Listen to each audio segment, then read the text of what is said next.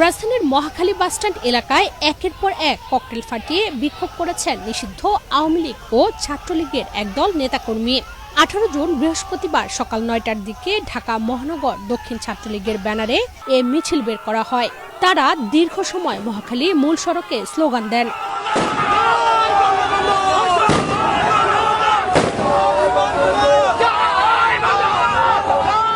স্থানীয় লোকজন জানিয়েছেন, মহাখালীর আইসিডিডিআরবির সামনে কয়েকশো লোকজন জড়ো হয়েছিল। হঠাৎ করেই তারা ব্যানার নিয়ে মিছিল শুরু করে মহাখালী বাস টার্মিনালের দিকে যেতে থাকে। মহাখালী রেলগেট থেকে বাস স্ট্যান্ড পুরো এলাকা জুড়ে এক পর্যায়ে ঝটিকা মিছিল শুরু করে তারা। রূপায়ণ lake castle, welcome to the land of piece. প্রত্যক্ষদর্শীরা বলেন, আইসিডিডিআরবির সামনে থেকে ছাত্রলীগের নেতাকর্মীরা মিছিল শুরু করার পর মহাখালী বাস টার্মিনালের দিক থেকে 20 থেকে 25 জনের মতো নারী তাতে সামিল হন।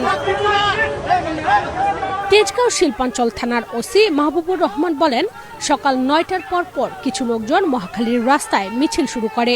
এর মধ্যে 2 জনকে আটক করা হয়েছে, বাকিদের খুঁজে বের করার চেষ্টা চলছে।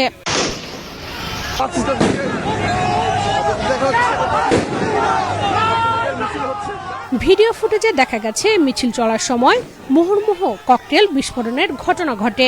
তখন এলাকায় পুলিশ ছিল না। এলাকাবাসী বলছেন, মিছিল থেকে ককটেল বিস্ফোরণ ঘটানো হয়েছে। এ সময় তারা জয় বাংলা, জয় বঙ্গবন্ধু স্লোগান দেন। কেউ কেউ বলেন, শেখ হাসিনার অ্যাকশন, ডাইরেক্ট অ্যাকশন। শেখ হাসিনার ভয় নাই, রাজপথ ছাড়ি নাই। অল্প সময়ের মধ্যে মিছিল স্লোগানে উত্তাল হয়ে ওঠে পুরো এলাকা।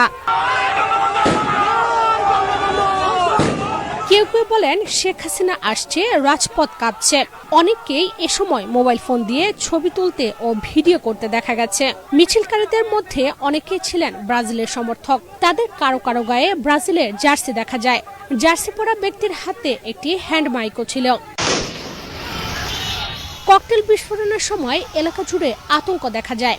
সাধারণ পথচারীদের নিরাপদে দৌড়াতে দেখা যায়। ককটেলের ধোঁয়ায় পুরো এলাকায় ধোঁয়াচ্ছন্ন হয়ে পড়ে। খবর পেয়ে ঘটনাস্থলে ছুটে আসে পুলিশ। পুলিশের উপস্থিতি টের পেয়ে মিছিলকারীরা ছত্রভঙ্গ হয়ে যায়। তারা আশেপাশের অলিগলিতে পালিয়ে যায়। এ সময় 2 জনকে ধরে ফেলে পুলিশ। তাদের আটক করে থানায় নেওয়া হয়েছে।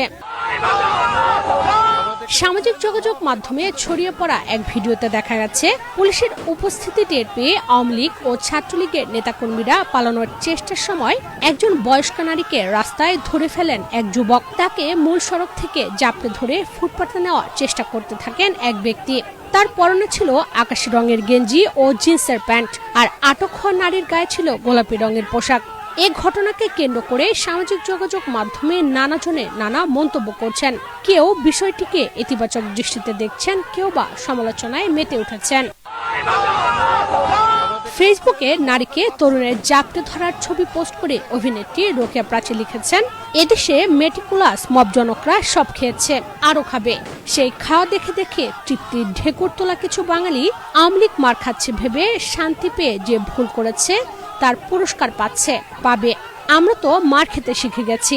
আমাদের বাবা মায়েরা, সন্তানেরা সকলে রক্ত দেয়া শিখে গেছে। আপনারা প্রস্তুত তো?